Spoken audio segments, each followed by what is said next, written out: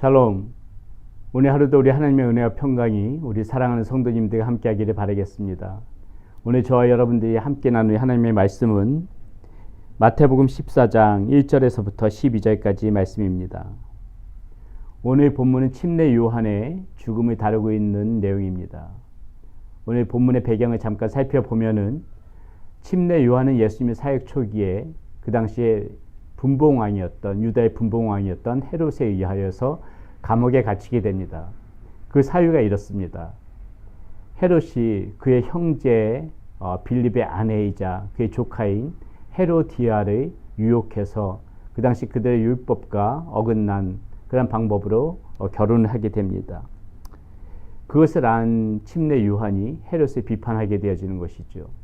그 비판에 들은 헤롯은 그 당시 침례 요한의 선지자라 알고 있던 그 사람들의 눈이 무서워서 차마 죽이지는 못하고 그를 감옥에 가두게 되고, 어느 날 그의 생일 때 헤로디아의 딸의 그 소원의 빌미로 침례 요한을 드디어 이제 죽이게 되는 것입니다. 그것이 오늘 본문 가운데 나와 있는 그러한 내용의 배경이고요. 오늘 저와 여러분들은 오늘 본문 말씀 가운데 여러 인물들이 나오게 되는데, 이 인물들의 모습을 좀 조명해 보면서 오늘 우리의 모습을 다시 한번 좀 생각해 보는 그런 시간을 갖고자 원합니다. 먼저 첫 번째는 우리가 지금 방금 말씀드렸던 이 분봉왕 헤롯입니다. 끝까지 예수님을 인정하지 않는 그런 완악한 모습이 오늘 본문 가운데 나와 있습니다.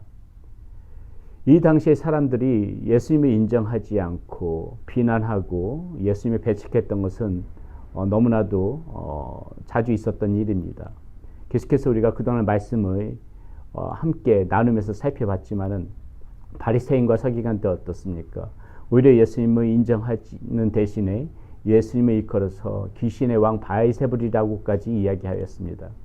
어제의 말씀을 통해서도 살펴봤지만은 고향에서 배척을 당하였고, 그의 가족들, 물론 나중에는 예수님의 신실한 그러한 제자의 모습을 살아갔지만은 그 가족과 친인척들도 예수님의 미친 사람 취급까지 했었습니다. 오늘 본문에서도 보게 되면 헤롯은 끝까지 그 예수님의 그 능력을 인정하지 않는데요. 1절, 2절에 보면 이렇게 나옵니다. 그때 분봉왕 헤롯이 예수의 소문을 듣고, 이미 분봉왕 헤롯은 예수의 소문을 들었다는 것입니다. 예수님이 어떤 이적을 펼치는지, 어떤 능력을 보여주는지, 도무지 하나님이 아니고서는 할 수 없는 일들에 대한 그런 소문을 들었겠지요. 그랬음에도 불구하고 2절에 이렇게 나옵니다. 그 신하들에게 이르되 이는 침례 요한이라. 그가 죽은 자 가운데서 살아났으니 그러므로 이런 능력이 그 속에서 역사하는도다 하더라. 예. 이 당시에 미신을 보게 되면은요, 특별한 능력을 가진 사람이 일찍 죽으면 다시 살아난다는 그런 미신이 있었습니다. 이런 미신의 근거에 의하여서 예수님의 하나님을 인정하는 대신에 침례 요한이 다시 살아나서 이런 일을 한다, 이렇게 지금 폄하시키고 있는 것이죠. 도무지 예수님이 어떤 일을 해도 예수님의 메시아로 인정하지 않겠다는 것입니다. 예수님을 받아들이지 않겠다는 것입니다. 예수님을 인정하지 않겠다는 것입니다. 이 당시 사람들이 이렇게 완악했다는 것이에요. 여러분, 우리가 이 모습을 보면서 무엇을 생각해야 됩니까? 이 당시의 사람들도 이렇게 예수님을 받아들이기가 힘들고 인정하지 않았는데 오늘날 어떻게 했습니까? 오늘날은 더하면 더했지요. 그렇기 때문에 사랑하는 여러분, 저와 여러분들이 무엇을 생각해야 됩니까? 오늘 이 시대 가운데 완악한 사람들, 내가 복음을 전할 때에 그들의 금세 주님 앞에 돌아오지 않는다고 해서 그들 금세 예수님을 믿지 않는다고 우리 실망하지 맙시다. 포기하지 말고요. 끝까지 정말 이것이 어떻게 보게 되면은 당연한 일이다 생각하고 우리는 몇 번 전도하다가 포기하는 그러한 모습이 아니라 정말 끝까지 그 사람들이 주님 앞에 돌아올 때까지 계속해서 복음을 전하는 그러한 모습이 되어야 되겠습니다. 이 당시에도 사람들이 이렇게 완악해서 주님을 받아들이지 못했는데 오늘날 이런 완악한 모습 보이는 거 너무나도 당연한 거 아니겠습니까? 우리가 그것에 대한 마음의 준비를 하고 절망하지 말고 포기하지 말고 끝까지 복음을 증거하는 우리들의 모습이 되어야 될 것 같습니다. 자, 두 번째는 침례 요한입니다. 자, 침례 요한은 여러분 잘 아시다시피 일찍이 예수님의 그 길을 미리 예배했던 사람이지요. 진리 앞에서 또 항상 담대했던 사람입니다. 바리새인들이 그들 앞에 왔을 적에 그들의 권세를 누리고 있는 사람들임에도 불구하고 독사의 자식들아, 너희 죄를 회개하라, 그렇게 얘기했던 침례 요한의 모습이 아닙니까? 오늘 본문에서도 보게 되게 되면은 그 권력의 정점에 있던 헤롯에 대하여 그가 잘못을 저지르니까는 담대하게 그 죄를 죄라고 말하는 그런 용기를 보이는 모습이 나와 있습니다. 4절입니다. 이는 요한이 헤롯에게 말하되 당신이 그 여자를 차지한 것이 옳지 않다 하였습니다. 자, 죄를 죄라고 말할 줄 아는 그런 용기가 이 침례 요한에게 있었다는 것이죠.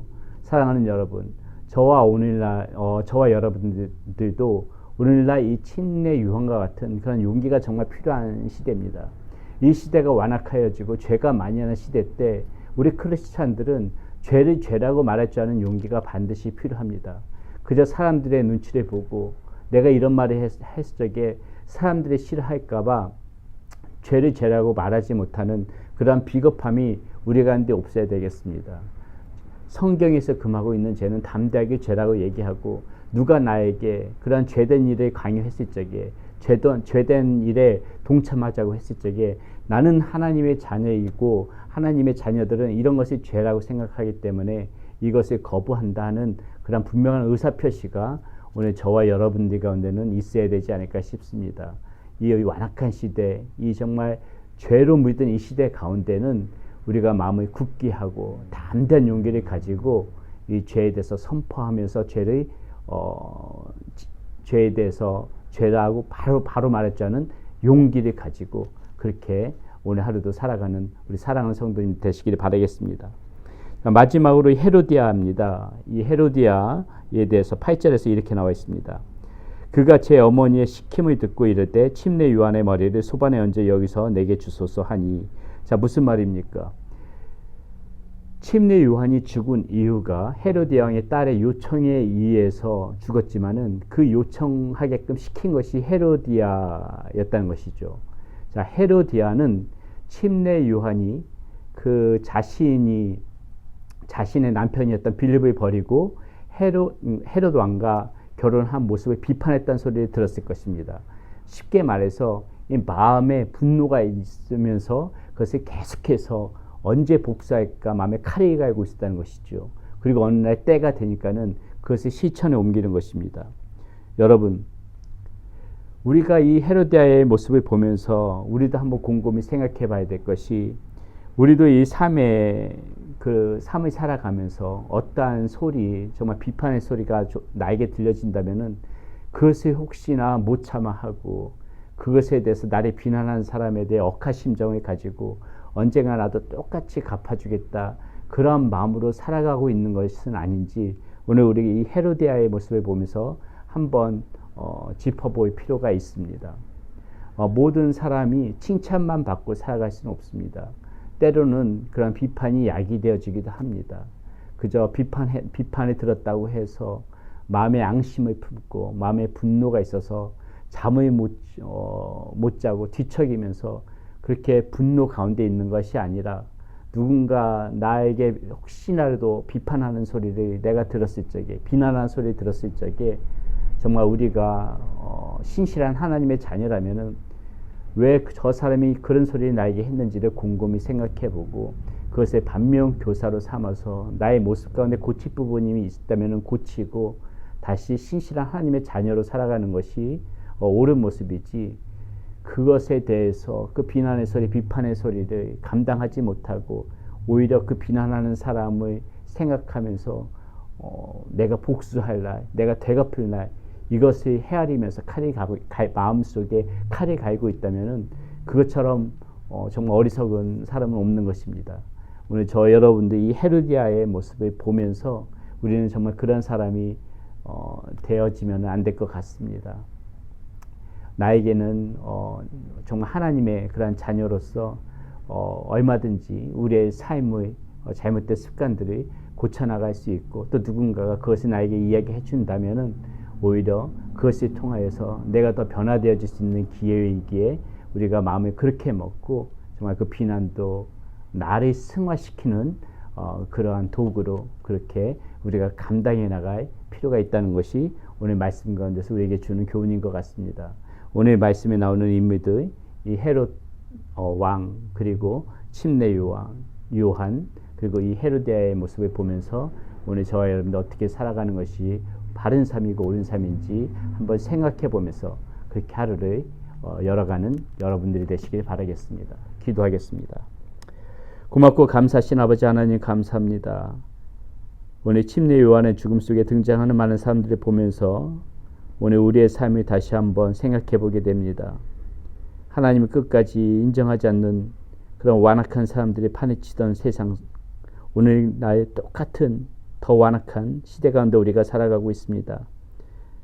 주님 앞에 돌아오지 않는 사람들에게 복음을 전할 때에 그들이 쉽게 돌아오지 않는다고 해서 실망하지 않는 우리의 모습이 되어지게 하여 주시고, 침례 요한처럼 이 세상 가운데서도 우리가 담대하게 죄를 죄라고 말할 수 있는 용기를 갖게 하여 주시고, 헤로디아의 모습을 통하여 살펴봤던 것처럼 누군가 혹시 나를 비판하더라도 그것이 내가 하나님 앞에 바로 설 수 있는 그러한 도구가 되어짐을 알고 그것에 대해서 우리가 감수하며 그것을 긍정적인 방법으로 생각하며 그렇게 살아가는 우리의 삶이 되어질 수 있도록 인도하여 주시옵소서. 우리 주 예수 그리스도의 이름으로 감사하며 기도드렸습니다. 아멘.